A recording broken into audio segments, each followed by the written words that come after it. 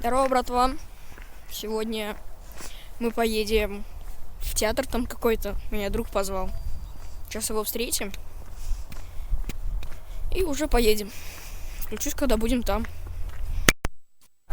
В общем, я его уже встретил. Сейчас едем в театр. В Туле включусь. Я не стал ничего снимать в театре, потому что там было для детей 5-6 лет. И было бы просто неинтересно. Я сам сидел в телефоне и не смотрел представление. Я снял лишь один кадр, чтобы вообще было в принципе понятно, что там происходило. Кстати, вот.